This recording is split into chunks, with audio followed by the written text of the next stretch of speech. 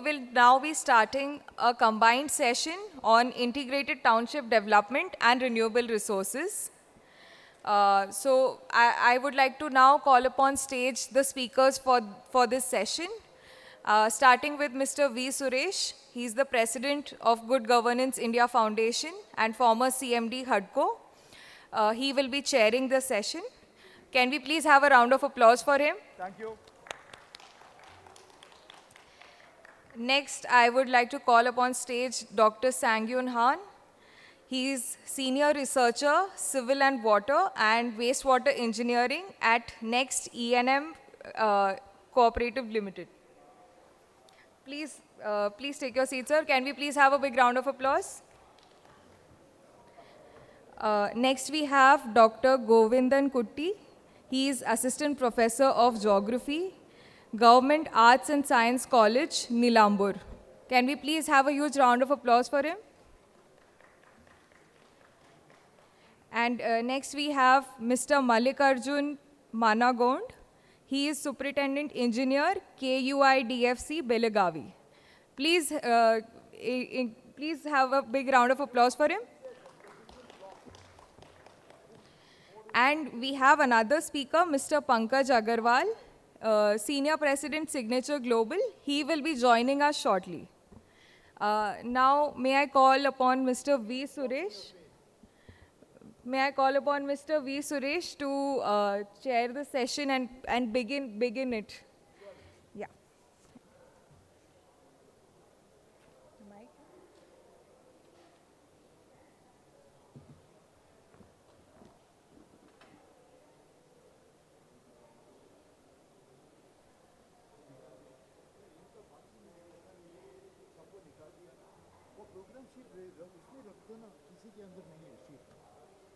Please put inside.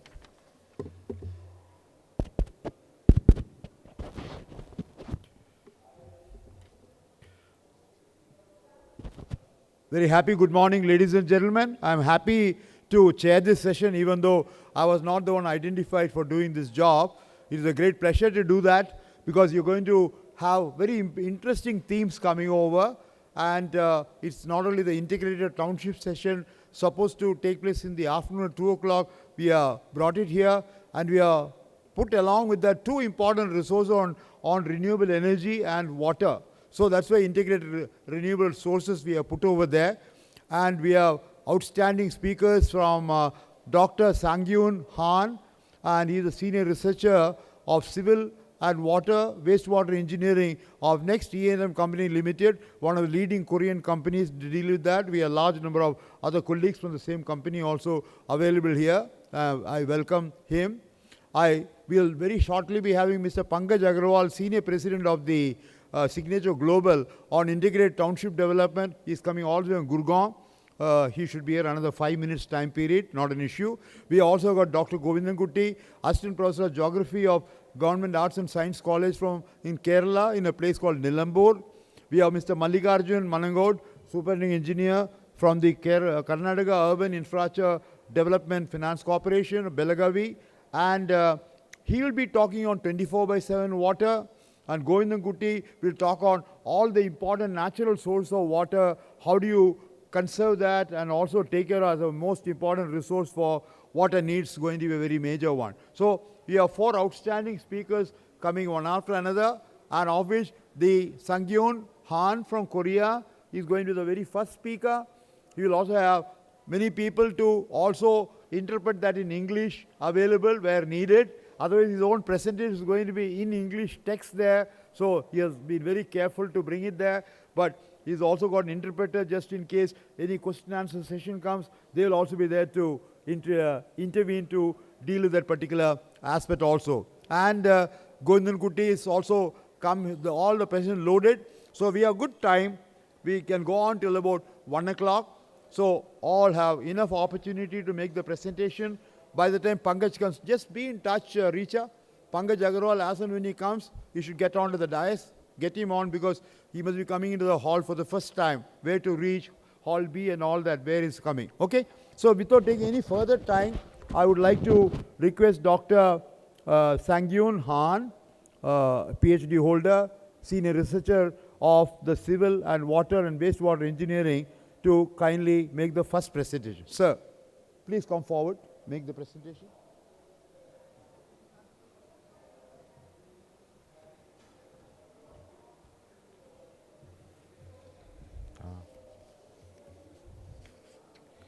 Good morning. Good morning. Good morning, everyone. Namaste. I'm from Korea. Yeah. Yeah.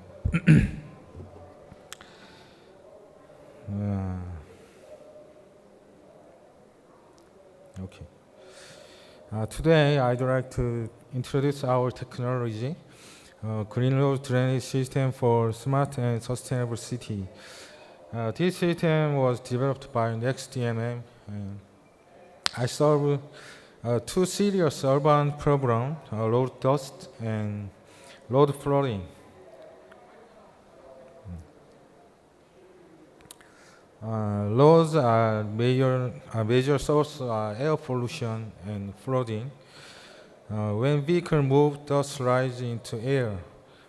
These particles become PM 2.5 and PM 10, and drains are often clogged by debris, which cause road flooding during heavy rain. Climate change is increasing extreme rainfall, so better infrastructure is urgently needed. In case in India, this is a global issue. In Delhi, air pollution often reaches dangerous level. Cities like Mumbai and Kolkata also experience serious monsoon flooding. Urban dust and drainage problems exist worldwide. This page showed a core concept. Our idea is very simple. When vehicles move, they create airflow. Most roads dust within 0.5 meters. Natural move towards the cobblestone. This movement needs no other energy. We designed the cobblestone structure that capture this dust automatically.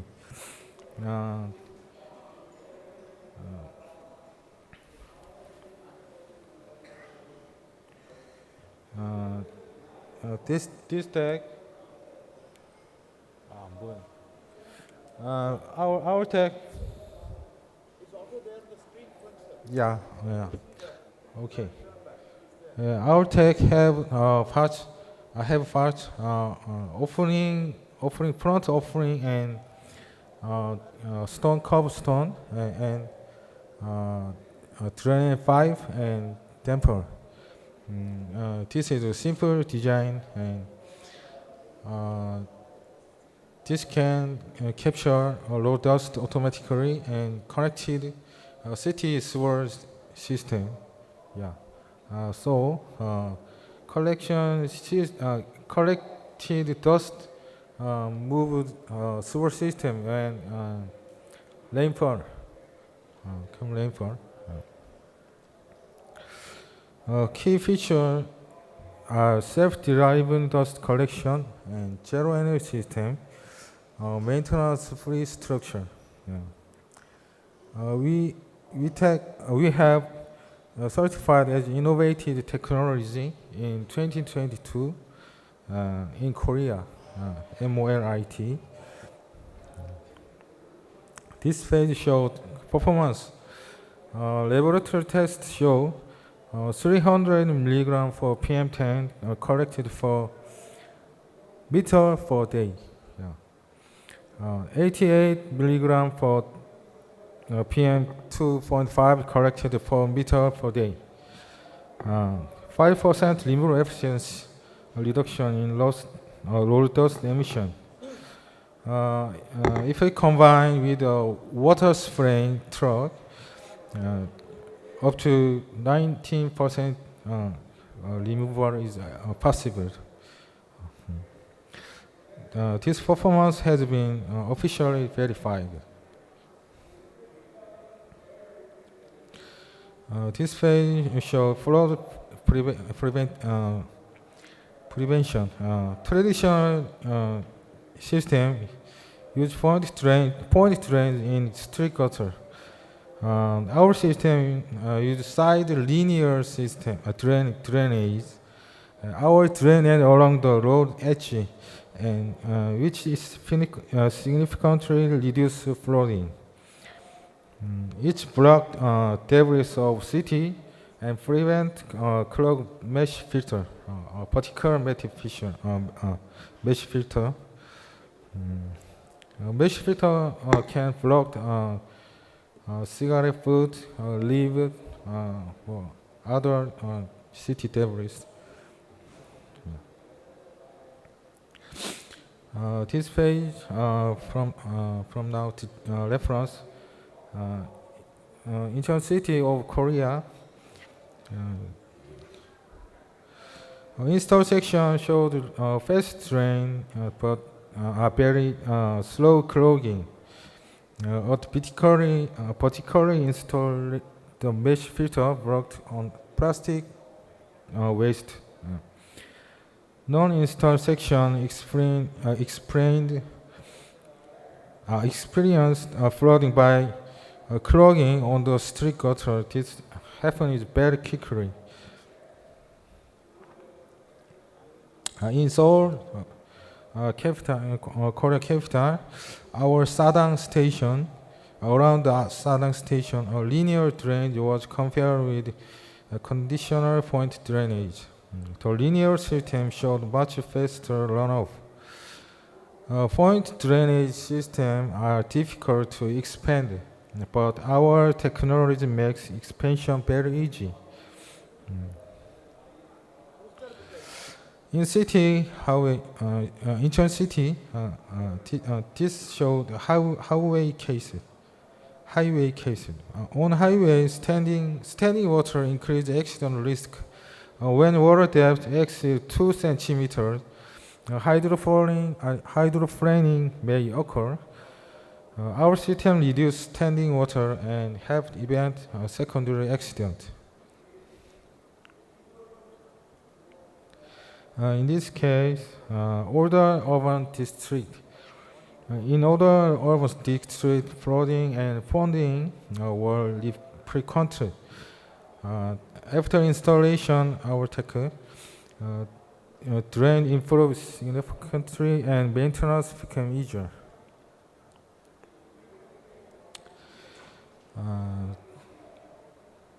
As of 2026, during 4 years, we have 26 projects in Korea and 1 project in Vietnam.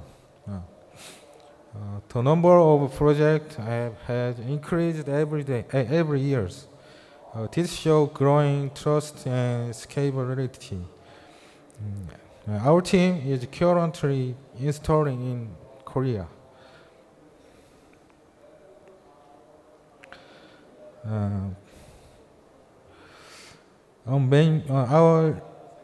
Our technique have main benefit: prevent road flooding and reduce fine road dust, and prevent sewer blockage, and protect rivers pollution. I think trash debris of cities remain on the road and must be cleaned up on the road. And reduce of sewer and reduce safety accident. A single solution cannot solve urban environmental problem, but traffic infrastructure improvement can make city cleaner and safer step by step. The green road drainage system is simple, energy-free, and already proven in real city. Thank you very much for your attention. Now I'd like to show you a related video. It's about 3 minutes. I believe it helps you understand better than my explanation. Yeah, thank you.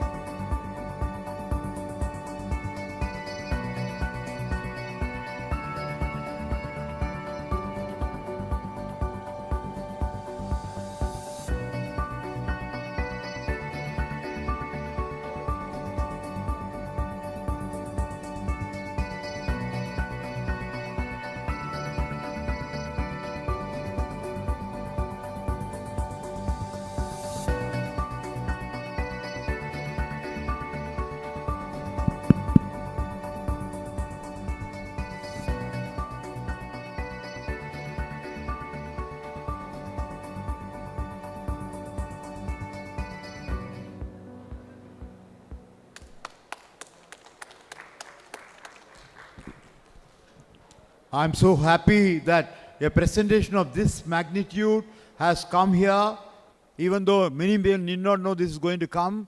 This is an important component available of removal of dust in a large way, which covers on two sides of the road and which also affects all the drainage system, and clogging takes place and a lot of flooding takes place. I wish our Indian cities have so much to learn.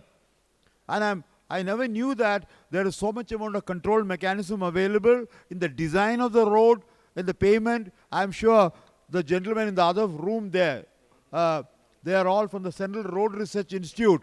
The director is over there, along with all about the urban mobility related issue. But urban mobility creates this major problem of the amount of dust that's coming, smoke that's coming, how to remove that, people's own contribution in this particular sector.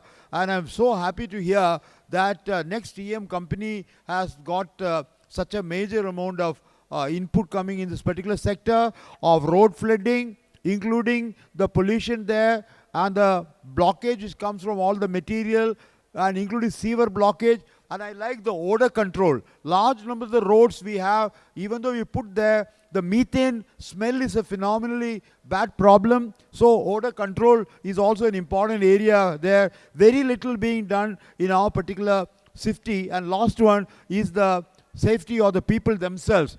Well, like for example, trolley to be taken or the shoes catching up in those particular area.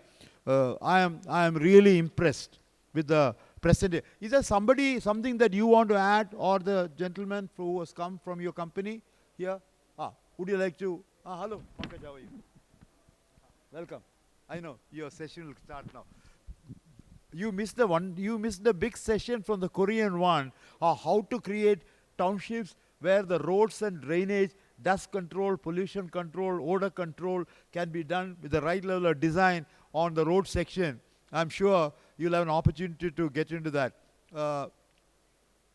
He should be here. Would you like to come sir? आप एक या दो बात कर लीजिए. You represent the company here in India. Come over. No. They will have questions on that. First आप 2 दिन बात कर लीजिए. Then the question will come. Pardon? There will be. But you can speak 1 or 2 words that you are there in India to deal with the Korean company's technology interests. Mike? Yeah. Hi, so we are partners with this company, and we are based out of Mumbai.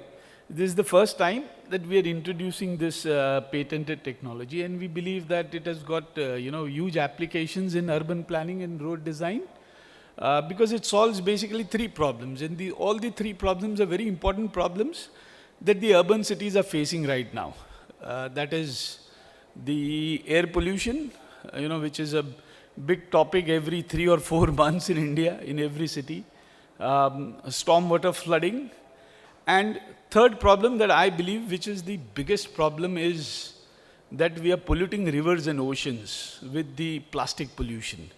So, it is a very different kind of road drainage system, not only for India, but almost in the entire world. We have been using the same kind of drainage system more or less in every city in the world, where we have point-based drainage system, where we have manholes at every few meters. This is a continuous drainage system. So, I think the video explained most of the things. If you have any questions, we are here. We can take whatever questions you have. Yeah, I'm deeply impressed, I'm sure. I'll be most happy to open it up for views. We have outstanding people who are in the session. Would you like to raise something? How our road engineers and also people dealing with the dust traps coming, clogging the whole thing, your sewers getting blocked, not able to push through, etc., etc. Flooding happens. Would you like to, anybody want to have any intervention? Would you like to ask something, sir? Can I give the mic there? To you also, all gentlemen sitting. Mic de dijiye. Idhar de do. Yes. Divya Kush Saab has been the president of the Indian Institute of Architects for 5 years time period. Yeah, very major initiative. Divya Kush Saab, please go ahead. Thank you. This is a very good presentation, and it is touching the most severe problem we are facing in our urban scape. Flooding, of course, we all know in Delhi what happens during rainy seasons, what happens during winter season as far as air pollution is concerned. So the solutions which have been brought out are workable and needs improvisation as per Indian conditions. And if our Road Research Institute, really works in collaboration with this team, I think a lot of good solutions will come about. We Well, just met the yeah. director of Yeah. Road Research Institute, Yeah. and Yeah. he said that he would want to implement this project Yeah. somewhere. He is chairing he is chairing the session there. Yeah. Just He is told on us, urban mobility. Yeah. I think two things that can come is Central Road Research Institute people have to be brought in. And the, Indian- the design of roads as well as the side drained, Yeah. as well as not only for water, the way dust goes in. That's We right. are never ever bothered about dust other than the sweeping. I- And they sweep it and put in a corner, the same dust will come back to cover the whole area all over again. So Sir, very- in fact, water is not so much of a problem. That is a, Yeah. limited time Yeah. problem. But Yeah. dust is a continuous problem throughout the year, everywhere. Very right. And that needs to be addressed. And I very have one more carefully, yeah. suggestion. In addition to that, the Indian Roads Congress, they are the one who set the standards to deal with roads. Like Bureau of Indian Standards does for building, roads related issues done by Indian Roads Congress. They are a very powerful body.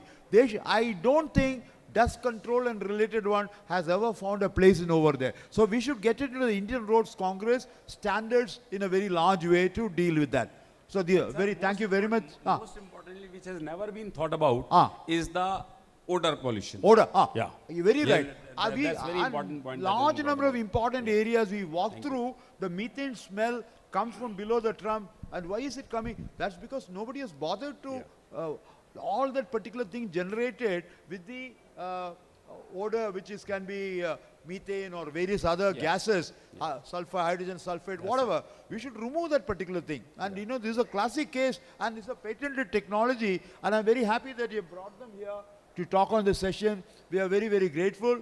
We'll publicize about this particular thing through our Thank you, Urban sir. News Digest, also in a big way. In a country like India, where we are a developing economy, development, redevelopment is going to happen, and along with that, dust issues are always going to be there. Yeah.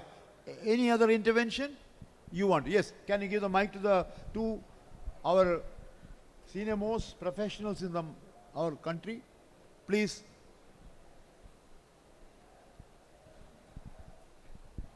Yeah, please, sir. As you rightly said, this is a very important issue, basically dust control on the road. I think whatever arrangement has been shown, it doesn't clearly indicate how the dust is to be trapped. It will be better if it is standardized for various sizes of road. This thing could be standardized by CRRI so that it is a sort of CRR and IRC. IRC Standardization is IRC. for every type of road. Yeah. How to control dust, water pollution, and leaf problem and all those things. You should also bring the PWD के अंदर roads group separate होता है, buildings group अलग होता है, roads and building. So we should get them also actively involved. We should get the National Highway Authority of India also involved in the segment. Yes, that is right. Very All good. Various Yes, sir. agencies who are dealing with the road. Thank you. If some standardization comes for that, it will go Thank you very much, sir. it will go a long way in Very good, sir. Sir, you wanted to raise. Actually, what we saw, a gully grating. The gully grating in the Delhi city Ah. were so designed that there used to be a water seal, so therefore no gas would come up. Ah. The gully grating was free of any gas emission. But unfortunately, people have dismantled that system, Yeah. and that is why we are getting smell. We are getting the sweeper also sweeps the road and puts the Puts dirt the dust in there. inside there. Yes. He should So sweep that and has, put it, he that puts it has become inside a there. dumping ground Yeah. for the sweeper also. Ah. So therefore, proper supervision and control is required, and properly designed gully grating is to be done. Ah. Apart from the linear length of trapping the street water during the rains, which Yeah. is not throughout the year, it is only for 3 months or 4 months. Yes, sir. But it's a very important thing. Very good. Thank you. Thank you. In fact, if I can ask one question to him, whether he can answer my English question or you'll have to come in over there. Aap aaiye upar. I wanted to ask a question. How periodical is the road sweeping machine with the water? Try to remove that. He shot that visual. Does it come every day or once a week, or how happens? Would you like to translate that? The vehicle, you saw the road sweeping machine that went particular, is it every day or once a week? How is it being done?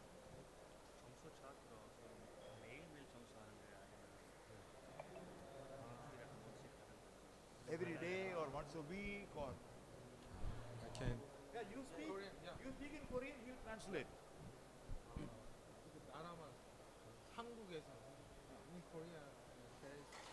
Uh, in winter season, 겨울 시즌에 집중적으로 청소 잘 관리를 하는 기간이니까 평소에는 한 번 하루에 한 번. 네. 겨울 시즌에는 더 하루 있고. They are cleaning once in a day in normal seasons, but in winters they are cleaning 2 times a day because there is snowfall there in South Korea. Every road being once every day minimum, twice a day during the winter period. Thank you. Sir, you want to raise a question, sir? Give the mic. Yeah, I am from Central PWD. I know, sir. So I would like to get a pilot done on this technology very soon. So I would request meeting with them, Yeah. maybe with our PWD So engineers as well. you got your first business from the Central Public Works Department, and this particular program is Municipalika along with PWX. PW is Public Works, including defense people are there. So he is ready to have the first pilot project with the Korean company to do this particular for all road development. Okay, right. Thank you, Wonderful. Thank you, sir. Any other interventions? Any other interventions? Anybody here? Okay. Then let us thank Dr. Sangyun Han for the wonderful presentation that he has done over there. I'm deeply, deeply impressed. In fact, in our 3 days program, this is one of the most significant input that's bringing on, because a topic which has not been receiving the attention at all. And an area which can bring substantial change in the quality of performance of our roads, our drainage system, our underground sewer, our underground water drainage, rainwater harvesting, your stormwater drainage system, everything, it will have an impact on that. Thank you. And I'm very happy for the input given by our elder member, how water seal was there as an important component. Over a period of time, that has all gone. That is why the smell starts coming. Odor control also important. Thank you very much, sir. Thank you, Give sir. a big Thank hand you. for his great presentation. No, we'll do it end. End. The program is over. End. When you give certificate, we'll do many things. Just be there. Thank you. Right time for me to welcome Pankaj Agarwal, Senior President of Signature Global, one of the very leading developers. They take integrated townships development in a very large way. You already heard the great presentation of Signature Global by Mr. Sanjay Vashne, not only on day 1, but also on day 2 yesterday. And I'm sure today Pankaj will be able to indicate how Signature Global is making to have integrated township. Please go ahead, sir. Next 10-15 minutes yours. आपका presentation load हो गया? No, I don't know. No presentation? I will talk. You will only talk? Visual impact नहीं होगा? I will bring everybody to, I will talk in such a way that everybody will. I know your exhibition is there. And I will talk on this topic effectively to best of my ability. Okay. Good morning. My name is Pankaj.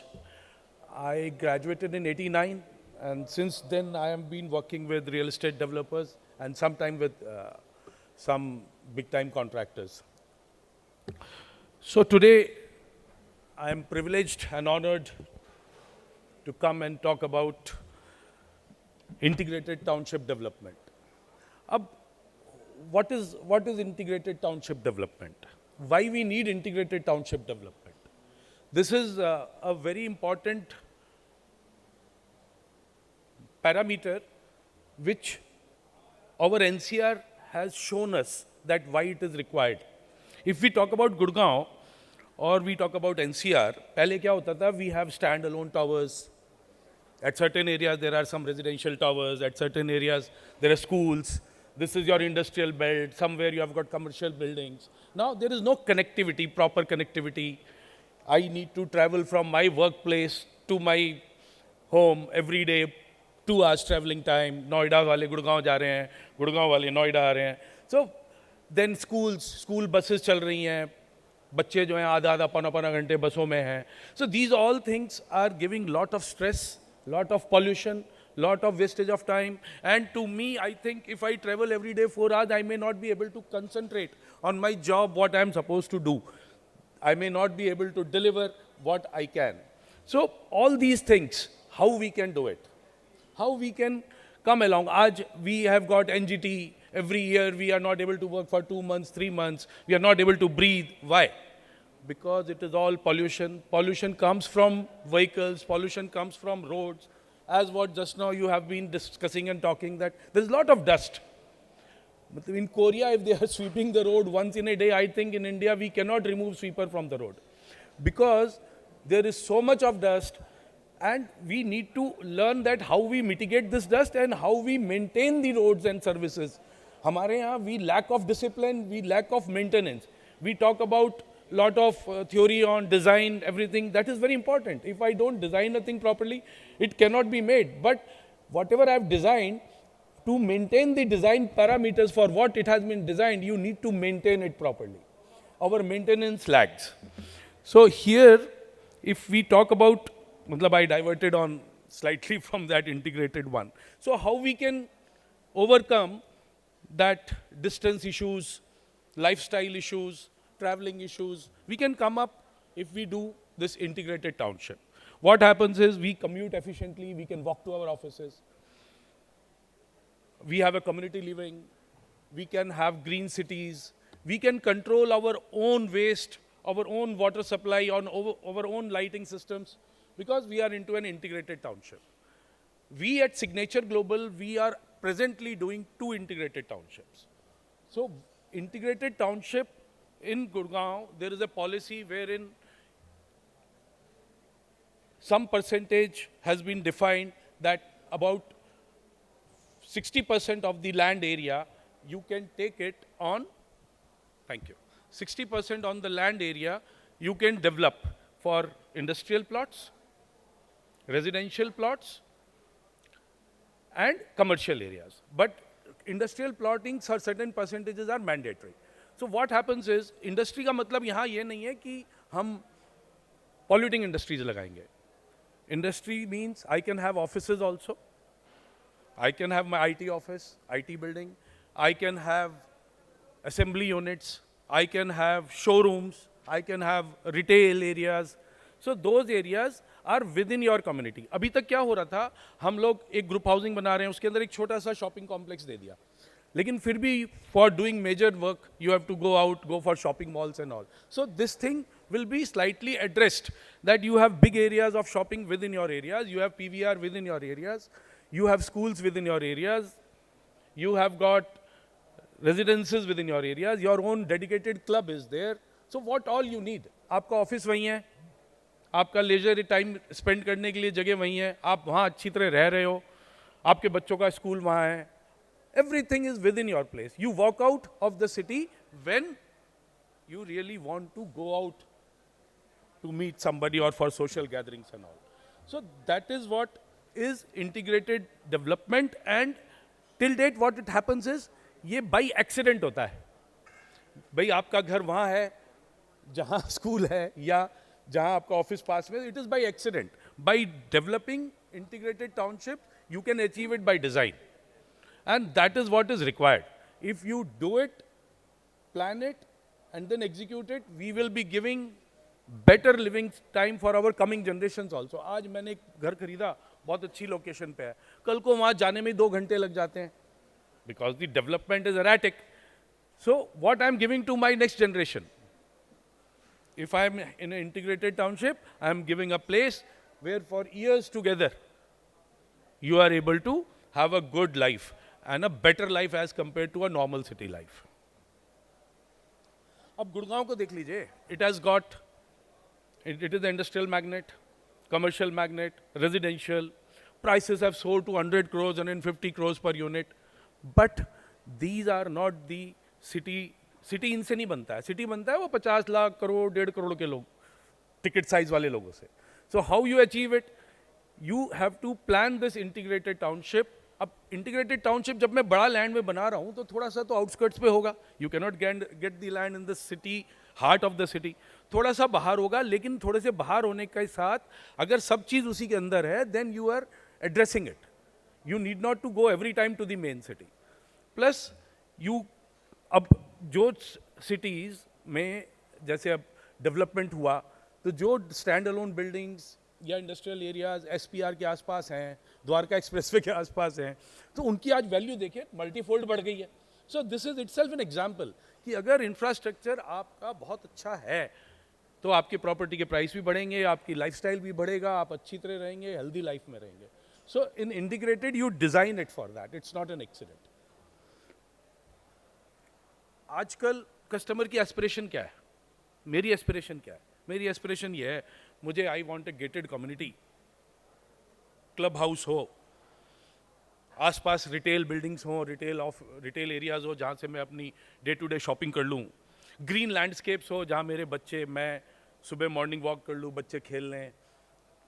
Then I should have rental stability also. मेरे पे 4 घर है, मैं सब जगह तो नहीं रह सकता, तो कुछ मेरे को रिटर्न भी आना चाहिए. Why should I invest in real estate? Why you invest in real estate? Because एक तो उसका प्राइस बढ़ता है, दूसरा उसका रेंटल रिटर्न भी आता है. तो अगर रेंटल की स्टेबिलिटी कैसे बनेगी?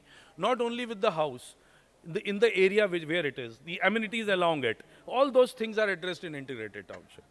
So I think we at Signature Global are doing it. मैं एक integrated township कर रहा हूँ just next to Sona Toll on Sona Expressway, which is about 140 acres, जिसमें industrial plots हैं, residential हमने दीनदयाल जनआवास योजना के plots बनाए हैं, जिसके अंदर we are giving basement, stilt plus 4 housing, club house है, everything what I have talked is there.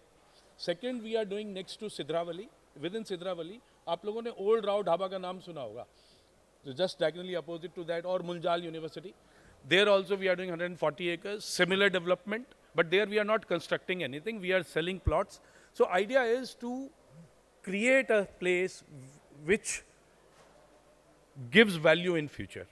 And I think this integrated township is the product which helps in, and in this integrated township you can have group housings also, you can have your other type of developments also. So I think it serves the purpose instead of depending कि भाई सरकार ये करेगी तब हमारे घर के बाहर बस आएगी, ऐसा नहीं है. If we develop it in this way, we will be able to achieve it. So thank you for hearing me. Thank you. Thank you very much, Pankaj. They got a good display in Signature Global over there. They get a lot of awards for not only housing, commercial, but also for the township development. And I think integrated township development will cover all aspects of all uses, all the asset class of building can come. Residential, most important, the social issues on the facilities for schooling, healthcare, recreation, culture, plus the commercial or economic infrastructure of shopping and related facilities.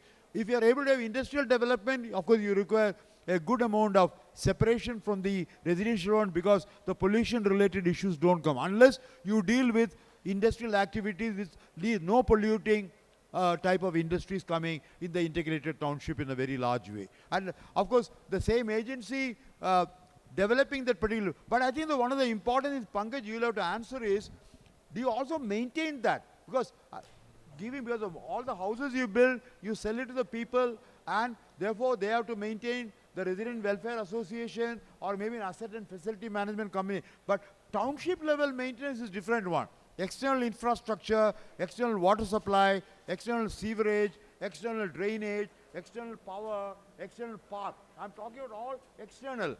Your own company do it, or if so, for how long years? Who takes it over? Would you like to open that? Yeah, so presently we have already developed more than 80-90 acres of Deendayal Janavas Yojana housings, where in a single project is about 25 acres or so. Okay. Even.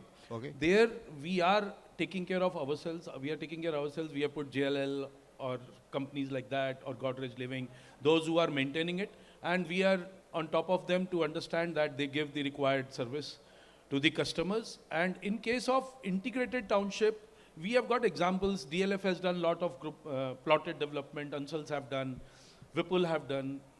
So Unitech has done. So what happens in integrated township is that when the size of the plot is bigger, finally all these services have to go to the municipality. But municipality doesn't take over the services till there is certain amount of occupation there, because they have to have revenue also from there. So मेरा experience ये है कि even South City 2, after construction of South City 2, after 20 years of the development, now municipality has taken over. But if we all as residents, owners and the developer, we be together, we have to spend 10-20 paisa more, but we have good quality of life. Okay. So this is the way it is being maintained. Yeah, good. Thank you very much. And I'm glad you brought an important issue. Even if a private sector company develops like DLF, SNAM, you said Vipul, you had said so many names, including Signature Global, later on, the local body takes over, be it Gurgaon Municipal Corporation or any other municipal corporation, Noida takes over or Greater Noida. But would they be able to maintain that particular thing, because the revenues that come is only through property tax for them continuous maintaining? So there is very simple. अब जैसे I stay in South City 2. Earlier it was maintained by Unitech. Now as soon as it came to GMDA, थोड़ी दिक्कत होती है, because it is easy to talk about somebody or some agency, but when you sit and do it, it is very difficult. मैं तो बहुत simple ही कहता हूँ, मैं अपना घर सही से चला रहा हूँ, क्या मेरे घर के सारे सदस्य मेरे से खुश हैं? नहीं है. उसका काम ये है कि वो सारे शहर को खुश रखे. So थोड़ा सा हमें proactive होना पड़ता है. And at South City 2, we have got our own welfare association, wherein whatever services we need besides whatever is being provided by the government, we pay separately for that and we are maintaining it. Okay, wonderful. But also you brought in the word of JLL. That's an asset and facility management company. Namely, just like you have, there are many asset and A&FM companies. This new animal has come now into India's development of assets and facility. Predominantly commercial development ke upar they maintain, not at the level of residential level, because that will be done by RWAs. They've got maintenance charges. RWA करने की कोशिश करती है, but RWA के पास वो expertise नहीं होती. Okay. ये एक्सपर्टीज प्रोफेशनल्स के पास होती है, जो धीरे धीरे अब आरडब्ल्यूए भी समझने लगी है कि अगर हम एक प्रोफेशनल एजेंसी को रखें जिसे ये काम आता है. दूसरा इंपॉर्टेंट ये है कि मेरी प्रॉपर्टी की कॉस्ट तब बढ़ेगी जब वो अच्छी तरह मेंटेन्ड होगी. Absolutely, I agree with you. So that means your monthly maintenance charges for not only within the building, your lifts being maintained, fire protection being maintained, your water supply system, STP being maintained, there's a small price you have to pay, so per month. So collection of that also becomes an important. Thank you very much. Any questions? Intervention? Very interesting, integrated development. Yeah, please give the mic to our good friend. Make it very snappy. Pankaj Agarwal ko directly address kariye, and any particular thing. Greetings. Or you want to add some new dimension to that? Go ahead. Greetings to the dignitaries of वो the सब वो सब छोड़ दीजिए अभी issue पे आओ. So I am the moisture man Ajay Kumar Harit, representing ICA Waterproofers Private Limited. So my subject is moisture. What we are seeing is the decrease in service life of assets. And you know, sir, your sector where एक आदमी बड़ी मुश्किल से he actually, you know, purchases a flat or a floor on an expectation, उसका 30 साल का वो EMI भी है. But unfortunately, within 10-15 years, corrosion-related early distress is pitching into the structures. So मेरा सर आपसे क्वेश्चन है कि how do you understand that the structure, the waterproofing, the plumbing being done is good, bad or fair? Okay.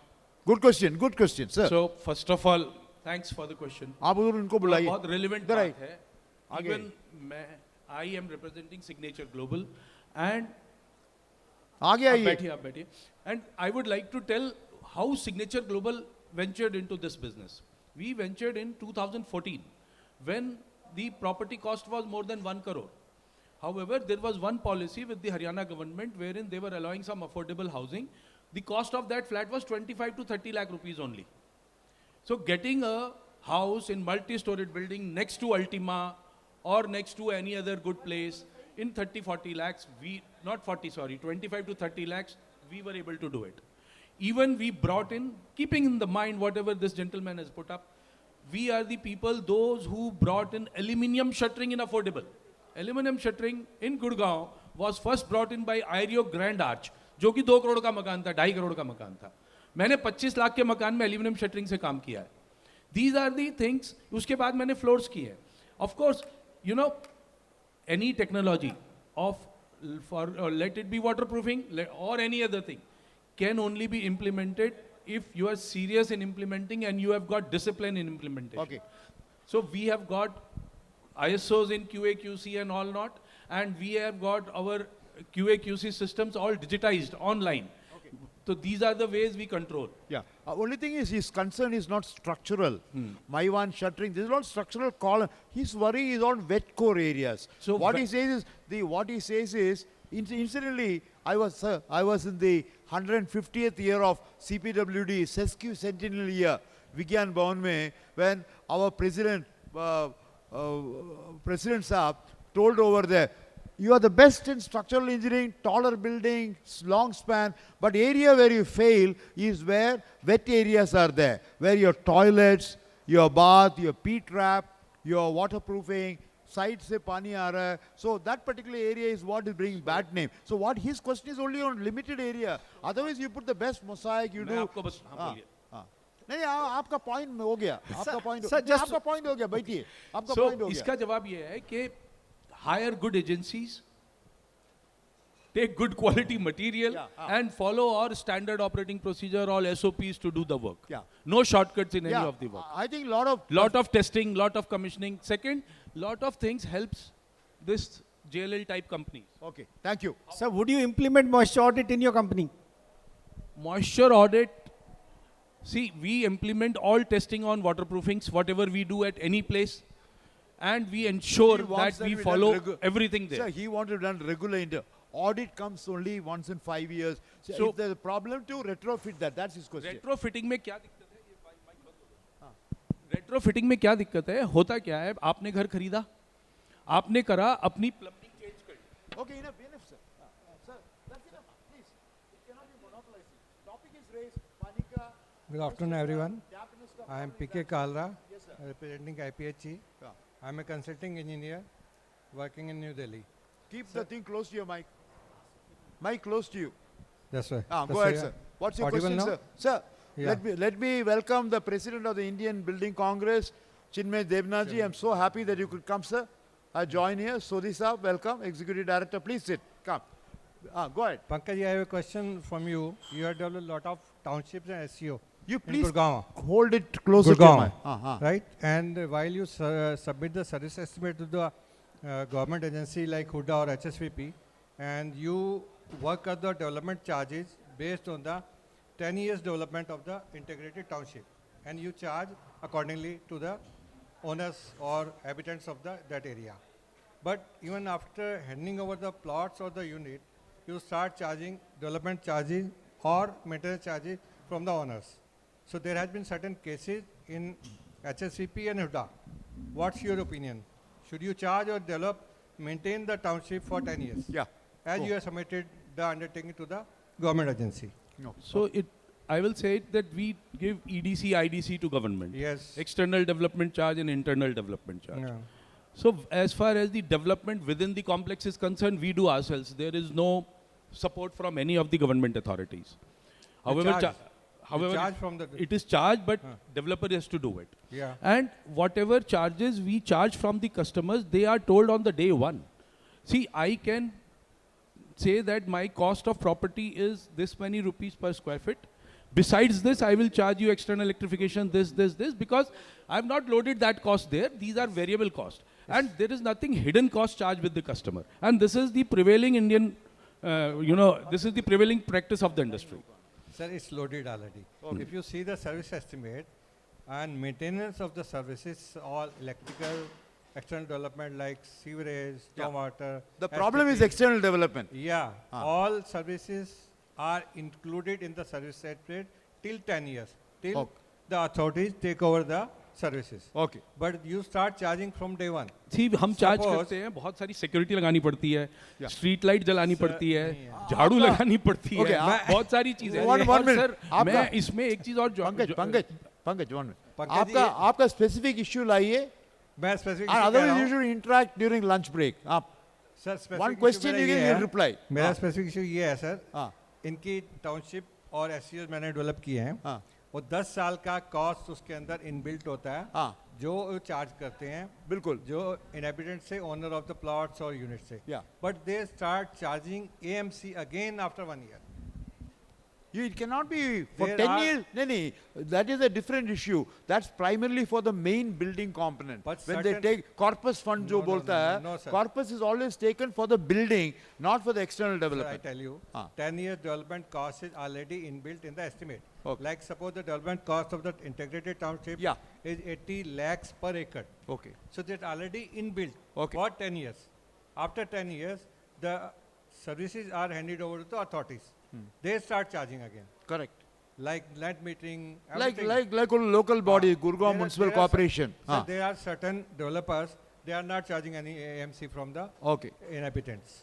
So certain cases have gone to HSVP, but there's no solution as yet. Yeah, I think you'll have to find It should out. be clarity. See, in fact, It this- should be clarity. Sir, this is an area, you're all only on the financing aspect of annual maintenance cost yes, and that related matters, issue.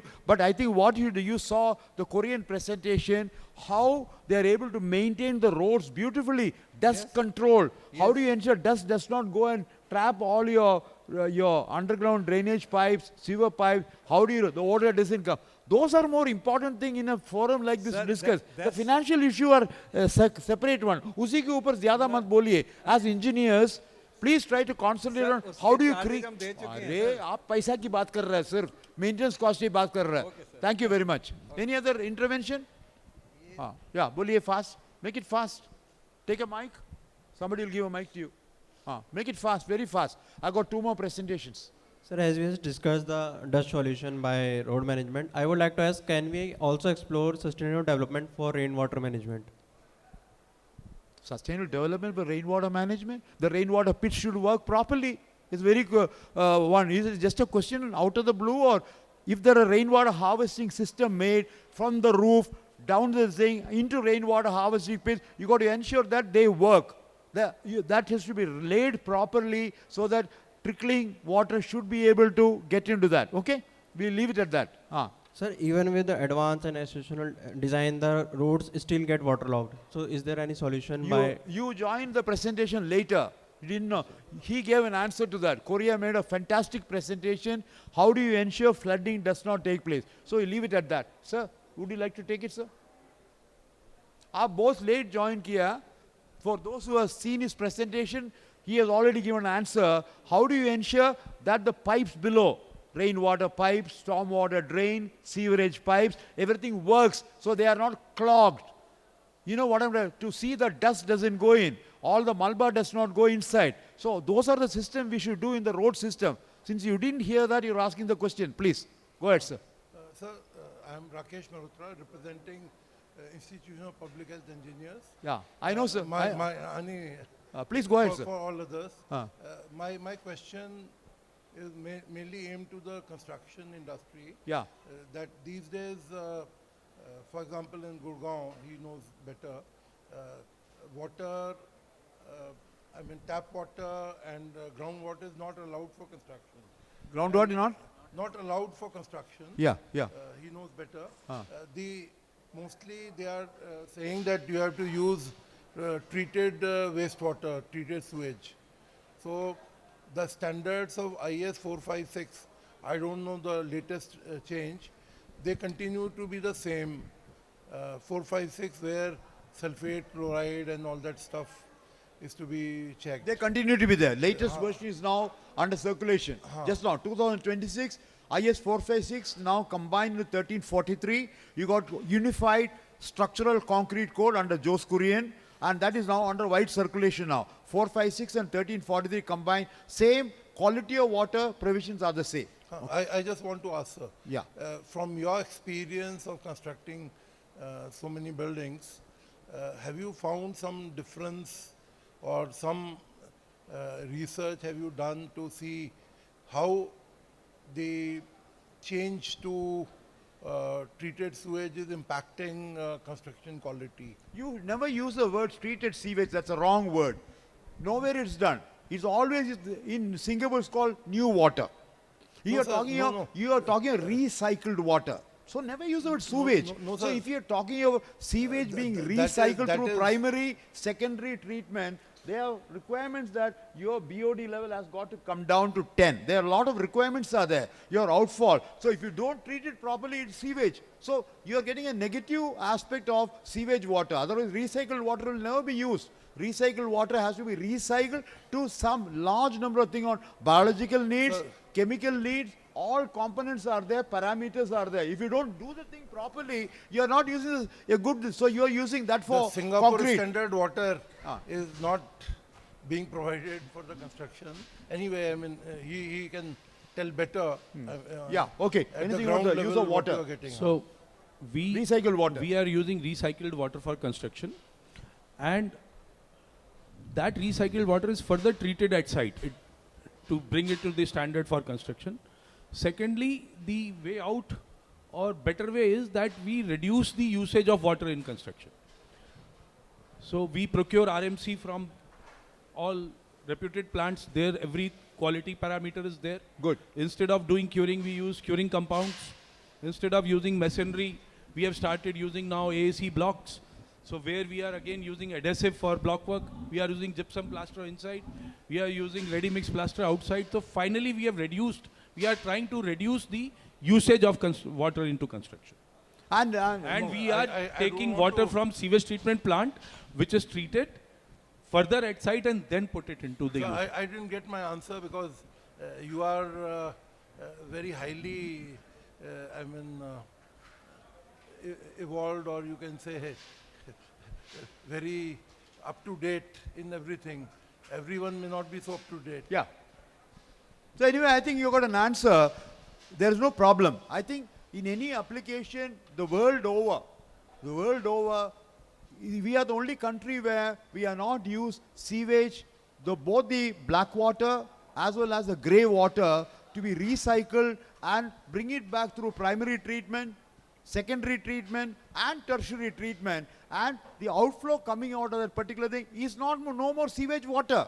You must say sewage as a one input over there. If our Prime Minister can take water out at the end of a one and start drinking that along with the Prime Minister of Singapore, so also he is now in Israel today.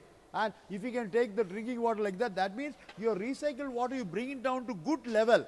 There are a lot of requirements to deal with that. You could write BOD level, write chemical content level, dust level. That's what he said. They do further recycling before they use that. Since you are not doing that particular thing is where it is not being used. And that is why they call it the new water. Just for information, Singapore, they never use the recycled water even. They call new water with W being common for new and water. It's called NEWATER. What W is common for that. You got to do to that level.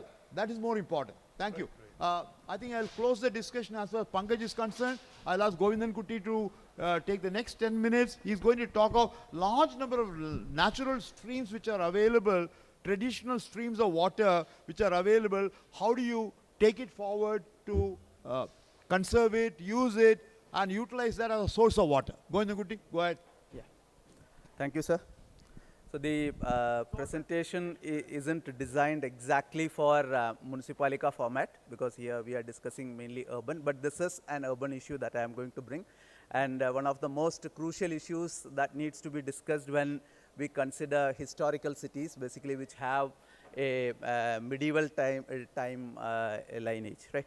So the area that I am going to discuss is from Bidar, right? This is in northern Karnataka. Right, and the system that some of you may not have heard about it is an underground water system which is called Kares. This is basically a water system that has come from Iran or Persia to India while we were, the Bahmani sultans were ruling Bidar. Right. Now, just to give you a context, we know how much. Right, yeah, so we know what is the groundwater situation in India, right? Nearly 25 to 26% of groundwater is being used by India. That is higher than what is being used by China or we can say United States, right? And again, if you go by the national level, again, 21 cities in India are facing day zero threat. Right, and there is also a paradox, right? We have 4% of fresh water that is available available in the country, and 18% of world's population to be made available, this drinking water to be made available. So there is a gap, huge gap that is in existence, and this per capita water availability has been declining much faster. If you look at the graph, you can see 1951 it was somewhere around 5,200 million cubic meters of water that was available, and now it has declined below 1,700, which is considered to be the threshold mark for water stress condition. And we are going into something like a water scarcity condition when we reach somewhere around 1,000 cubic meters of water per capita. Annual per capita, right? And if we go below that and somewhere below 500, we'll be reaching absolute scarcity. So that is the situation here, and we know all these conditions which have been discussed in all these different sessions in the country, what the problems that we face in our urban landscape. We have a leaky city syndrome, right? We have untreated sewerage crisis, especially in smaller towns. Right, and if you look at contamination map of India, you will also find,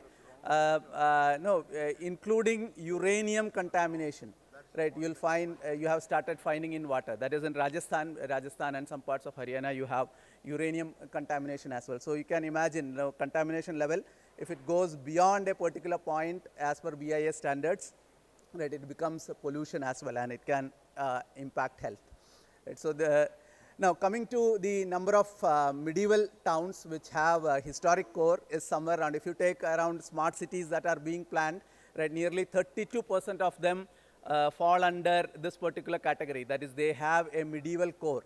And these medieval core cities have a very interesting system, right, the water systems, which are, some of which are underground, right. Now, this is Bidar, case of Bidar, Bidar landscape. So you can see all those that I have marked in red circular portion. All of them are historical landscapes. Some which are very important from perspective of water. And the one which you are seeing in oval shape in the north part of the, or top part of the presentation, that is where my study area rests. That is the Naubad Karez system. Right. Now, what is a Karez system? I will just explain that and move forward in a much faster manner. This is a underground water system wherein the tunnel that is dug cuts the water table, and you have a sequence of vents that can, that is basically created while constructing the tunnel to get access to the tunnel, right, so that they can easily construct it. So water is brought from those areas where there is water into the city where there is no water. This used to be an urban water supply system in historical times. I know that it cannot be used for water supply systems currently, considering the number of population that we have in our cities, but still it can do some other purpose as well. Right, so the names, etc., are given there. So there is a lot of difference from what is there in Iran and what is there in India. One thing we should understand, that Iran, even in cities like Tehran, you will find the Karez systems or Kanat systems supply water even today. And there is one ban that exists in Iran, that is, you cannot dig bore wells anywhere in Karez zones. So, and in India, you will find bore wells are dug for boats, right? You will find, and there is free electricity available for farmers. So, whenever the electricity, the 2 hours it is provided, you will find farm wells going on for 2 hours, even though there is no crops on the field. So you can imagine how much groundwater we are wasting as such. So this is the map of India where you will find Karez. There are 38 Karez systems in India, in different cities of India. That is basically in the Deccan region. Aurangabad, Burhanpur, Bidar, you have Bijapur, and Hukkeri, where we haven't been able to trace except for first well, right? No, the most of it has been, you can say, dismantled or so, and in Ahmednagar. Right? So these are some maps of that particular area. And it is considered, as of now, the research shows that Bidar is the first place where these systems were dug, and it was dug somewhere in the 15th century. 3 systems are there, and the third one which was dug in India is that on which I am working on. Right. It's a unique area geology-wise. You have basalt as basement rock and laterite on top due to chemical weathering, and laterite becomes the aquifer here. Huge system. The system runs nearly 2 plus kilometers, nearly 3 kilometers, and it has a Y shape. You can see. So it was we investigated it thoroughly by going down. This is how it looks like from inside. So initially, when I arrived there, 2011-12, entire thing was clogged, blocked, and water was not flowing. 2015. With the help of KUIDFC and Karnataka Culture, Tourism Ministries, the 9 crore rupees was sanctioned, and the restoration process was initiated. So this is where the water comes out. This is called the Kalyani, where there is a small exit from which the tunnel water comes out, and it is regularly used by people here. And so these are some investigation assessment related slides. And the situation is very bad, typically very bad, because especially being laterite. Laterite is most porous and permeable rock. And if you do this, most of the wells you will see there, which have been excavated basically for laterite extraction, either for house construction or maybe fort construction. These have been dumped with waste, and this waste, it infiltrates into the groundwater and pollutes the groundwater. The 10th century embankment, which also has been destroyed completely for making bricks. So this is again one of the best, 600 years ago they did watershed management as well. So you can see how water was collected in surface tanks and allowed to infiltrate so that the system functions 24/7. Right, so the land use, there is a huge change happening. You can see the pink color, the expansion of urbanization happening, and the yellow color from where the Karre system runs, which is the agriculture zone, which is getting reduced in a much faster manner. Right. So I'll just skip through all these things. Now what I have done is, the study shows that there is a lot of water available. Right. Nearly we did lot of electrical sounding and all to find out what is the water situation and all. So we know the total amount of water that is available and total amount of yield that this system is giving us. So somewhere around 16 lakh liters of water per minute comes out from this particular system, right? So we did this flow assessment using flumes and all. What you are seeing is the mouth of the Karre system, and this is the data. So you can see the date-wise data is there. So initially when I went there and how the data has changed, latest one is from 2020, and even now there are the NGOs there are monitoring the situation as such, right? And even we have some species of fish which is surviving in this tunnel. So the system is alive now. Pollution is a bit less, but the pollution is going to increase at a much faster pace.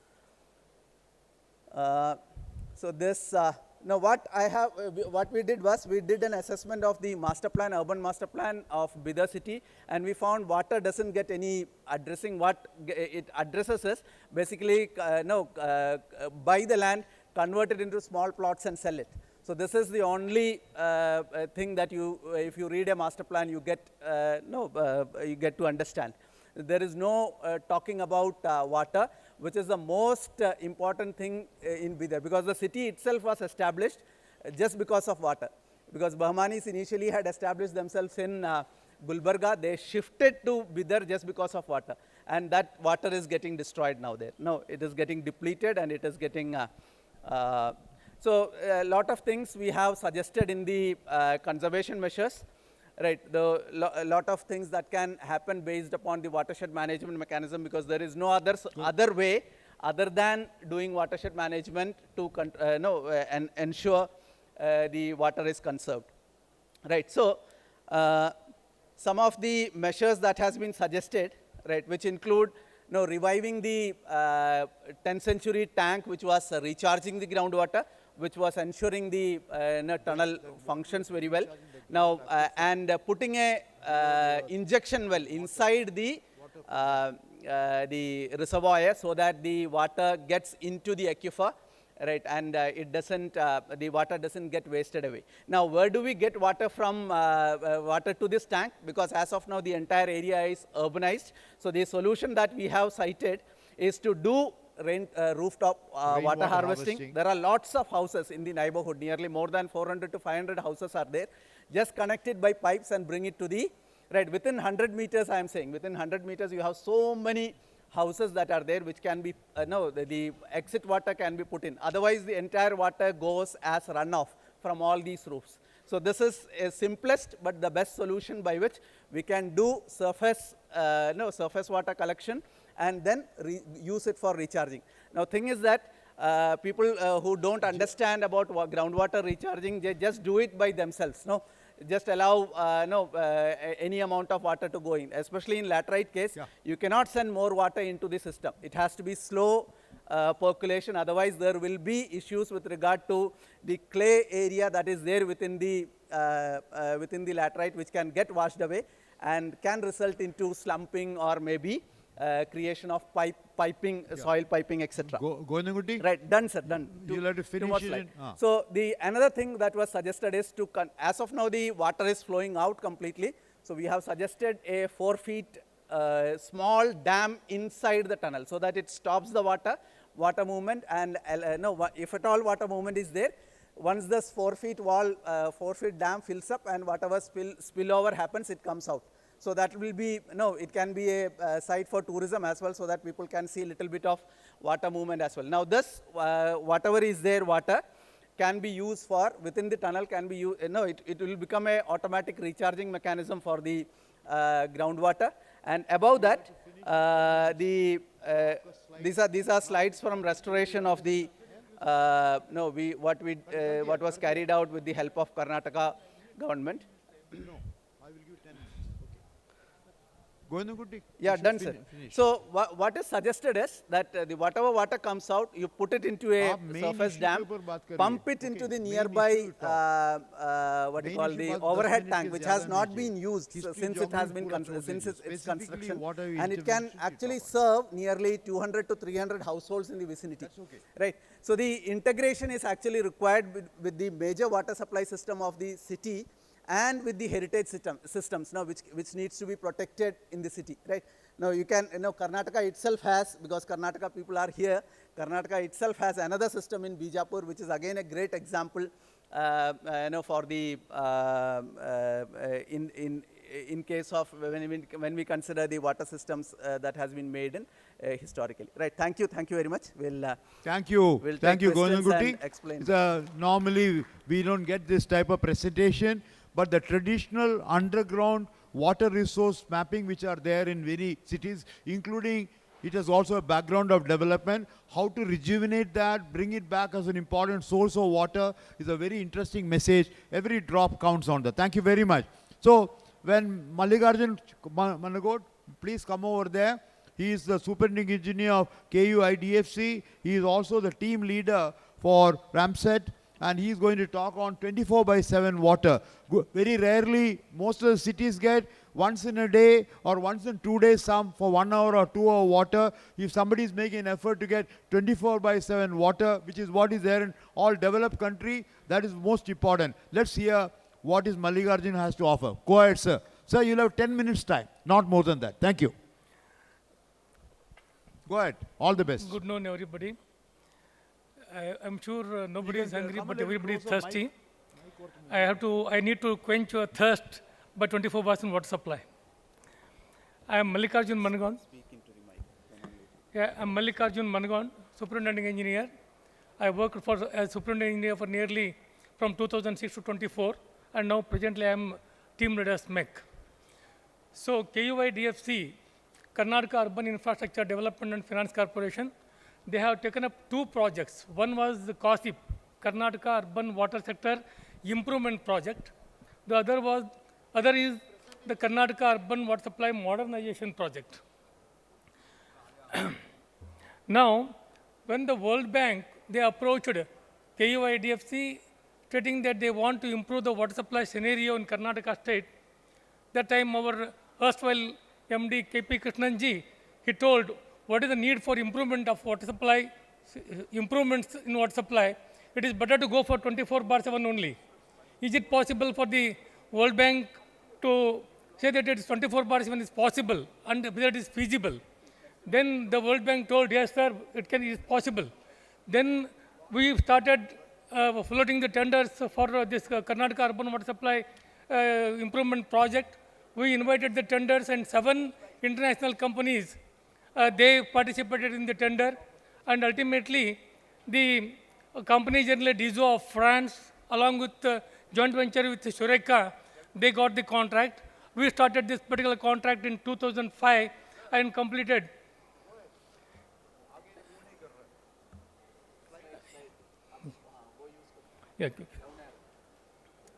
Yeah, 24/7 water supply has got different connotation, different parts of the world. People say it is continuous water supply, but in our system, 24/7 supply means a continuous supply of water to customers 24 hours a day for all the 7 days through a network of pipes in which the water is subjected to a positive pressure being never less than 6 meters of water at all points in the network at all times. So this is the thing. And now, before going for this 24/7, we entrusted the work of the DPR to Bristol Water Services. They developed, they saw the existing system, the existing PVC, they're all PVC pipes at shallow depth. Normal practices of the pipes were like this, rusted pipes were there. And we started the demo zone works in 2005. That is the Karnataka Urban Water Supply, Water Supply Improvement Project.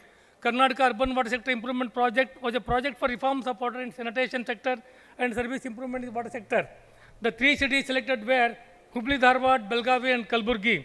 Bulk water supply to 3 cities were developed, and also the feasibility of providing continuous 24/7 water supply was demonstrated in the 5 selected zones, Belgaum North, Belgaum South, and Gulbarga. The main, actually, so to say, it's a path-breaking project in the water supply and distribution sector. For the first time in India, we have harnessed the technical expertise and the operational managerial expertise of the operator. That is, private sector participation was involved in implementing this particular project. So, 237.04 crores was the total project cost for all the 3 cities in 5 demo zones.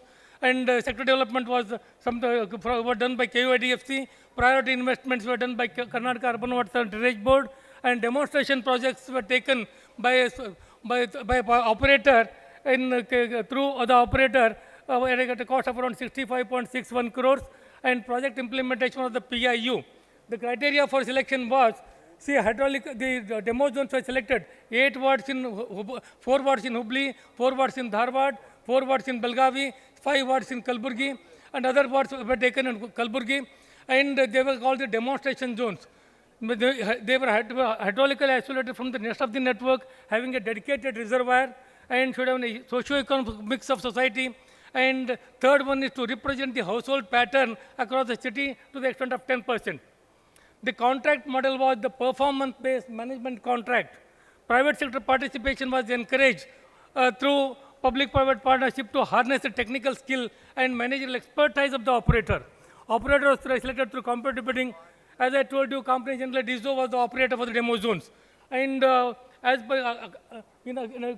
compared to the conventional type of water supply, whatever the main important assets usually used were, the butt fusion welding was there, electrofusion welding was there. In the intermittent water supply, only the PVC pipes were utilized. That is 110 mm minimum diameter of the pipe, 110 mm. It is only because the water board was supplying the water supply once in 7 days, hardly for 3 to 4 hours. To supply the requirement of for 7 days in 4 hours, the minimum diameter was 110. That is, systematically oversized pipes were used. But in number 24/7, because we are supplying the water around the clock, we are going for 63 mm pipes. And in PVC pipe, the length was 6 meters. For every 6 meters, there is a joint. In HDP pipes, we are getting the coils in 50 meter, 100 meters, because of that. Yeah, because of that, these are the pipe jointing techniques, butt fusion welding and electrofusion welding. Techniques were here, contact metal was the PBMC.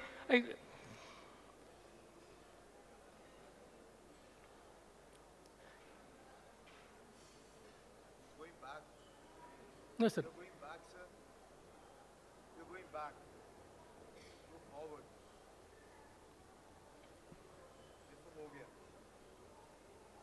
Yeah, there is special technique, sir. And here we are supplying the water with equitable pressure of 6 meters everybody. So, these are the pressure control valves. They are the most important equipments in supplying 24/7. All houses will be supplied with 6 meters of pressure control valve. Earlier, used to control to supply the water to the lower level, we have to operate the valves and supply the water. And now there is no need of any valve operation here. No, actually in intermittent water supply, valvemen are used to leave the water, supply the water to the people. Only in 24 hours of water supply, we utilize the services of the valvemen to stop the water to a particular area, only in case of any breakdown or something like that. So O&M period performance targets were continuous pressured water supply, then reduction in emergency stoppages, maximum 4 stoppages in a year, metering 100% property connections, billing 100% customers on volumetric basis every month, reduction of water losses from 30 liters per connection per day per meter pressure to 20 liters per in 2 years, then providing new connections within 7 days, then round-the-clock customer service center, redress all the customer complaints within the time frame, and repair leaks appearance surface should be stopped within 24 hours. And this is the graph of the 24 hours water supply. We have got the 2 peak periods, morning peak and evening peak.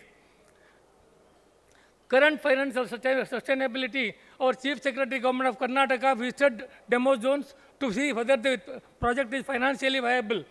And also Aishar Walia of the Government of India High Powered Committee, she visited also. This is the World Bank team visit. This is ADB team visit. Aishar Walia, a chairperson High Powered Committee, Government of India Urban Affairs, New Delhi, she visited in 2009. And this is Delhi Jal Board authorities, they visited Hubli demo zone for study of 24/7. And there are many teams, Hyderabad team, Orissa team, Haryana team, all teams, almost all the TPC, town councils, city municipal councils, all city corporations, all states all over India, they visited. Even people from Tanzania and Singapore, they visited to see our demo zone works.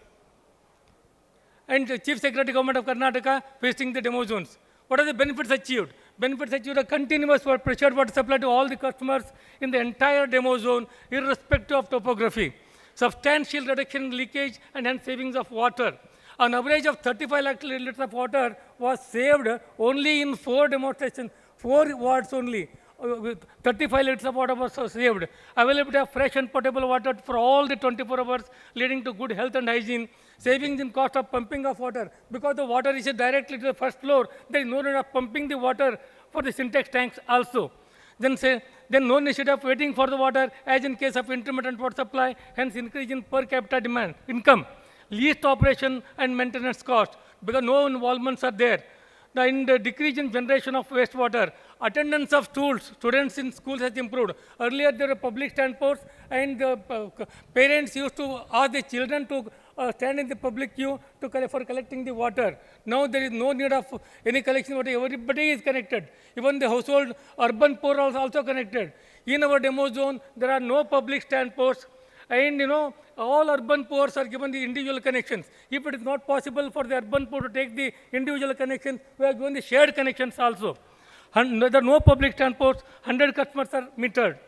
And the social intermediation and communication strategies we have made through NGOs, door-to-door visits were made, focus group discussions were made, consultation meetings with opinion makers, consultation meetings with small groups, consultation meetings with self-help groups, community-based organizations, resident welfare associations, discussions with NT group leaders, because there was opposition that we are going to have this privatization of water supply. It was not privatization of water supply. All the assets were with the corporation, and it was the responsibility of the corporation only to fix the tariff, and it was not the operator's responsibility. We convinced the people to that particular extent, and people are agreed to take the water supply through the private operator. And for the first time in the Corporation Act was also amended to bring in the water supply operation through a private operator. And distribution handouts and all those things. These are some of the project orientation SHGs, giving awareness, outreach activities to the customers. And for the success of this particular demonstration project in India, for the first time, we were given the National Urban Water Award 2009 by the Government of India. Our chairperson, Nirja Rajkumar Madam, and our Urban Development Secretary, Javed Akhtar sir, is receiving the award. And based on the success of this particular project, now we are going for Karnataka Urban Water Supply Modernization Project. We implemented demo zones in 3 cities of the North Karnataka, Belgavi, Hubli Dharwad, and Kalburgi. Again, now based on the lessons learned and also out of the experience, we are upscaling this entire 24% water supply for 3 cities in Hubli Dharwad, Belgavi, and Kalburgi. Objective to provide citywide access to the continuous pipe water supply in the project cities in the state of Karnataka and to strengthen service delivery arrangements at the city level. Then project period is actually 12 years, out of which design build period is 5 years and sustaining period is 7 years. We have entrusted the work to L&T. L&T is our operator now, and I am the DBOE, that is design build operate engineer. And project cost is around, total project cost is around 2,848.53 crores. It is going to, our design period is likely to be completed by 2026 December, and Belgavi city will get the 24% water supply by end of 2026 December, and we will be starting to continuous water supply 24/7 from 1/1/2027. The period of O&M will be around 7 years. It is inbuilt in the contract, and L&T will be managing the water supply operations also. And works under the project cities, intake wells are there, raw water transmissions are there, clear water transmissions are there, and we're going to construct ELSR, ground level storage reservoirs, distribution network, and house service connections, and project beneficiaries also. Then project progress is... Mallikarjun, we should wind up now. Yeah, okay, sir. Okay, sir. Project completion is over. Then it's a main important thing, sir. New innovations initiated under the project, customer-centric activities, simplified house service connection procedures. Just by giving the Aadhaar and other things will begin connection, adoption of DMA approach to ensure connection to all properties, integration of properties in the GIS, service delivery improvements initiated, introduction through bulk SMS we are giving for the supply of water. In case of any interruptions are there, we will intimating to bulk supply only. Introduction of toll-free numbers for supply related complaints, establishment of customer service for every 20,000 HSCs, there will be a customer complaint. Then establishment of one community liaison cell to give the awareness to the urban poor. Then digitized end-to-end customer redressal management system, introducing POC machine for spot billing. Thank you very much. You should not waste water like that. Yeah. The last job. Anyway, I think this is the pressure at which I am getting the water. This is the pressure at which I am getting the water in all the houses. All houses have become the happy homes. Thank you. You deserve to be congratulated for the 24/7 water. I would have given more time for expressions. Still that's okay. Thank you very much, sir. Thank you. It's a wonderful presentation. It's a great initiative. And because you're able to get 24/7 water, you're able to save totally so much. With 30 lakhs water in a quarter period is a very predominantly one. Because it's not sure that when you get water, people keep on storing in buckets, tanks, etc., etc. You don't require that particular thing. And once continuous water is going over there, you also no problem of biological problem there because flow is all the time going on. Whereas that's also very major. Your issues related to also people's satisfaction is also phenomenally good. Now, 2 presentations on not only for the traditional water system, I will permit 3 questions to be raised totally for the first and 2 for the other one. No, आपका तो हमेशा होता है sir, please. You are only moisture man to take your waterproofing ना. ये पानी दे रहा है अभी. Sir, I request you to do it. Give the mic to them. Make it fast. I'm looking at the watch. Intervention, I should wind up by 1:15, so lunch is hot. Dediji na? Please sir, please go ahead. After that, you will take, sir. My question for you, 24/7, is it still working or it is for limited time period, this 24/7 scheme? Sir, it is working 100%. You know, right from 2000, I mean, I started implementation in 2005, and I started giving 24/7 from So one. how much connections total in that area, demo zone? You know, it's totally 35,000 connections. And what is the position of drinking water consumption? It is increased or decreased? It has decreased. Actually, it is decreased. He has shown that 30 lakh liters. I will tell you. You shown the decrease in water loss.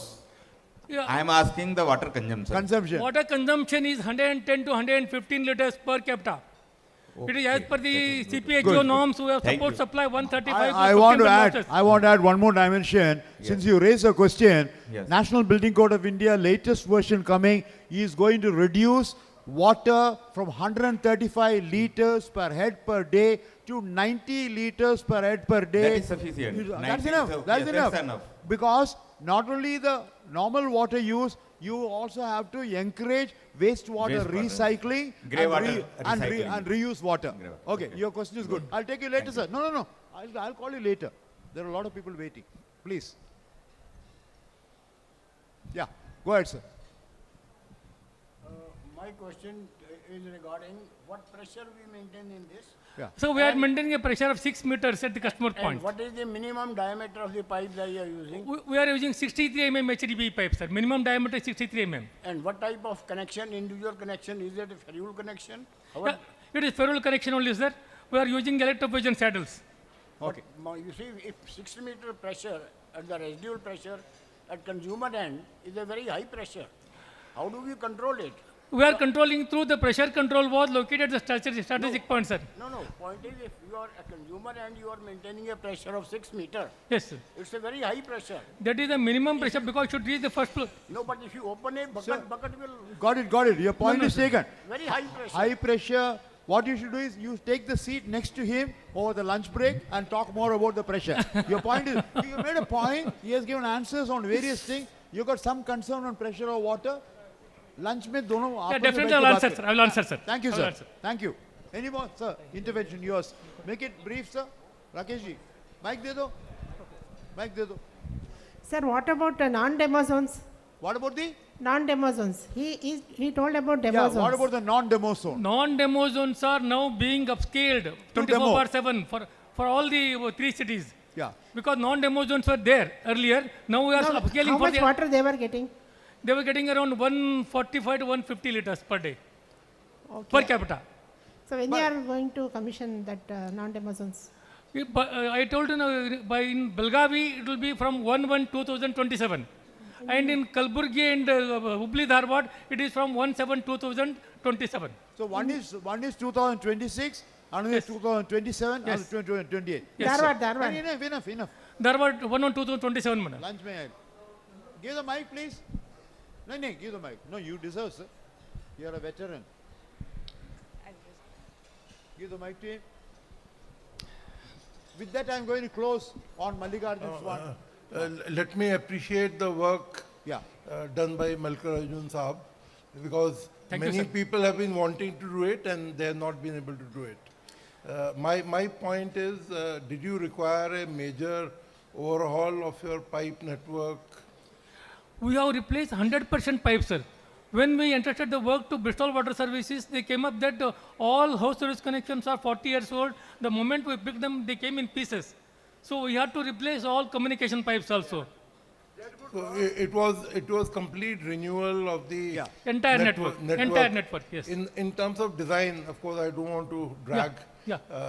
In terms of design, what size of the pipes did you change the size of the pipes? I'm not going into all details. As I told you, sir, earlier, for the 110 no, pipe is there, but in general, did it require lowering the sizes of the pipes or increasing the size of the pipes? It was decreasing the size of the pipe. Because we are giving 24/7, there is no need of oversized pipes. We decrease the pipe size only. That is one point, that we reduce the cost of the pipe. Yes, definitely, sir. Thank you, sir. Thank you.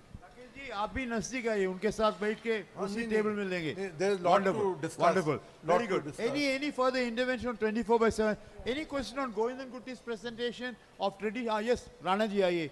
Ex-CMD of HUDCO, Rana ji आइए. Also chairman of the Construction District Development Council. I want a simple information. What is your pricing structure and does it meet the full cost? Yeah. पानी का tariff क्या है? The cost is being met when bills are Sir, paid. I had showed one particular slide here. It is financially sustainable. Yeah. We are recovering nearly 80% of the O&M cost. What is the pricing structure? It is 0 to 8 kiloliters, it is 6 rupees. We have gone for this volumetric tariff. It's quantum wise. Yes. The tariff is lower in the initial. Correct. 0 to 8, 6 rupees. 8 to 15, 8 rupees. 15 to 25, it is 12 rupees. And beyond 25, it is 20 rupees, just to discourage the high-end consumers for using the water for gardening, car washing, like that. And 100% metering already. 100% metering, sir. No, I fully agree, but I would have suggested that first 5 kiloliter could be free also, so that it meets the basic need of everybody. No, what he says is nothing free in this country. So no free lunch. So therefore, it's good. They should know the value of this most important life. This is a lifeline. The value of it. They are ready to pay a small little price for there. If they can pay price for 100 things, including a mobile, पानी के लिए थोड़ा pay करना अच्छा ही है. Thank you. So the previous operator in the intermittent water supply was charging 90 rupees per month, irrespective of the customers. But in our case, it is just 48 rupees. The urban poor are the really benefited. It is a social justice for the government of Karnataka. I will tell you, if any government projects are to reach the customers, this is a social thing you can say. Thank you, Mallikarjun. Thank you so much. Yes, sir. Good enough answer for first round. That's enough. Anything on the traditional water of Govindan Kutti's one? How to take those streams of underground water storage? How to use that? Any intervention for anybody? Otherwise, it was an excellent presentation. I liked it. If there are no further questions, all I have to do is there one? I'm trying to find somebody raising hands. There. But the moisture के ऊपर क्या बात करेंगे यार? Going on traditional water system, करेस के ऊपर है. करेस के ऊपर होना चाहिए, not general. Sir, my question is very relevant. No, is it on करेस? Yes. बोलिए. A home's stored water for the full year thousands of years back. This thing is too appreciable. Why in the country we are not able to restore our baulis, our lakes, our johods, and why all the jal boards are losing more than 50% water daily? Sir, the answer, no, 1 minute. Answer lies in country is no more 16 crores when we became independent. We are now 150 crores there. The population has increased phenomenally. पहले जो पानी available था in all those particular traditional water resources, पूरा population country का 16 crores था. अभी 150 crores आ गया. 50% water is being lost by Delhi Jal Board daily. 700 million liters of water is being lost by Mumbai daily. I just quote you, sir, one case of Agra, SD Medical College lost 10 lakh liters per day. He restored it. 1 minute, sorry, you didn't take me wrong. You wanted the traditional water system like the Baulis, which are there in Rajasthan and Haryana, to be brought back. And that is a one separate area, which are all available as a natural water, like the well. It's like a village well. It's a community well. And they all been doing by having the aquifer to be rightly brought, water used to come there. But if it is not going that level, the scale is different. That is okay for some small little community level, but not a city level, where this city where you are now, it was of the order of 30 lakhs when I came in 1966. 60 years later, it's 2 crores. So whatever is available, Delhi Jal Board is trying their level best. Phenomenal. 50% पानी daily loss हो रहा है, leak हो रहा है tank में से इनके. Okay, somebody will take care of that. I'm sure. Loss of water is a very important thing. As a matter of fact, transmission and distribution loss or TND loss in water lines are a very major issue. They call it theft and dacoity. Transmission and distribution loss is also called. Somebody else is taking the water. is an unaccounted water because water is pumped in, but the amount of billing is only for is unaccounted for water. Transmission distribution loss should be correct. I think Saab's question he replied, are the old pipelines which are laid 70 years, 60 years, they're all dusted, they're all encrusted. So you have to replace that particularly because leakage is going through large underground pipelines. There are series of issues. Our topic is not on that. You want to add something on that? Very briefly. I want to correct, it is not Speak into the mic, sir. 54% loss in leakage, it is non-revenue water. That means water which has not been measured for payment. Correct. Is the NRW. Correct. And that is 54% or more than 54%. Yeah. But So the it's a actual larger is, topic. We can have on a water session, all these things can come. I think broadly, the presentation is wonderful. And what he showed, the tap giving water under that pressure is not that much pressure available. Basically, I will say this photograph should be modified so that people I told don't think it is the moment you showed the last photograph, everything was beautiful except in the last photograph. You should never show water bursting out like that. Never do that. Drop, you should do it. Yeah. Very Okay, brief, very brief. No, yeah, Bob later thing. Hello. Yeah. I'll give another perspective, sir, why it is not getting restored, right? So one is population increase. Now, why it should be restored is something that should be considered. Right? Just for the case of Bidar, you have 60 feet of aquifer that is there available, right, which is getting stored, and there is below it is basalt. Now, increasing population, increasing settlements, what it does is increasing pollution, right? You are actually contaminating water. Bijapur is one best example for that. The Kare system is, the water that is flowing on, especially leakage from sewerage, as well as from household septic tanks. It is getting into that. What it does, because this tunnel is below the groundwater level, it pollutes the entire aquifer. Water is connected everywhere. It knows its way. Water knows its way to flow. So you understand that. So that is why it should be considered. No, all the government agencies should consider that. And these systems can form what you call decentralized water system. We can have 24 into 7 water supply when we use these systems also simultaneously. We cannot have that centralized water supply systems to do 24 into 7 water supply. Because we know what is happening in Bangalore. We saw what happened in Indore, right? Recently what happened in Indore, sewerage pollution, many people died. Why they died? Because, and that is what is happening here also in Bidar. Water line and the sewer line got right or wrong mixed up for various reasons, and so many people died over. Anyway, right time. The positive aspect is to do decentralized, do put it all together. On that positive note, let me say thank you very much to all the wonderful presentation which came from Dr. Sangyun Han. Very major one. You missed it all. Many of you missed that wonderful initiative which came from Korea on, most importantly, road and the type of pollution that comes, dust control and various other things on flood control measure. Amazing technology, and I want to thank you for that. And the great presentation by Pankaj Agarwal on the integrated township development, the type of problems involved with the Signature Global Initiative. Lot of concerns were there regarding what will happen when it's handed over to resident welfare associations and or the local body takes over. Continuous charging by the developer for 10 years. Later on, monthly maintenance, all these issues have come up over there, and two good presentations by Govindan Kutty of traditional water streams and forces, and the last and most important on the 24/7 water supply. Amazing one. Thank you very much to all the distinguished participants for what they have contributed. I want to close the session with that.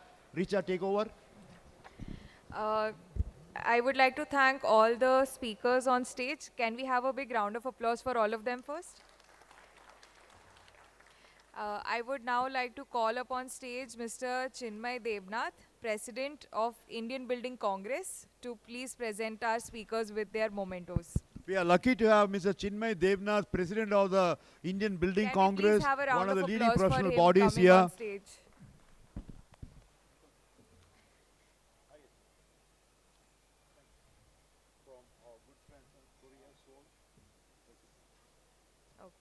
My first hearing, sir. You can come forward.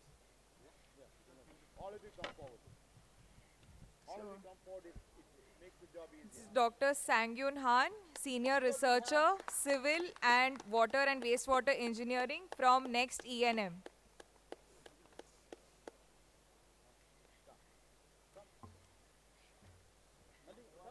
Uh, Mr. Mallikarjun Managond, Superintending Engineer, KUIDFC, Belagavi.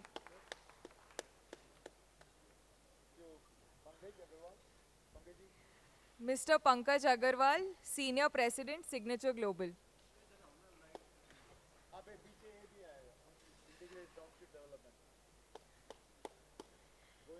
And Dr. Govindan Kutti, Assistant Professor of Geography, Government Arts and Science College, Nilambur.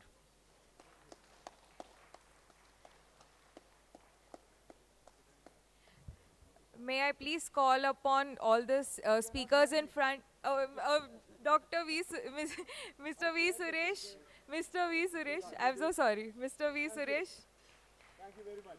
President, Good Governance India Foundation. Yeah, may I call upon all the speakers for a group photograph? Can we have a round of applause for all of them, please?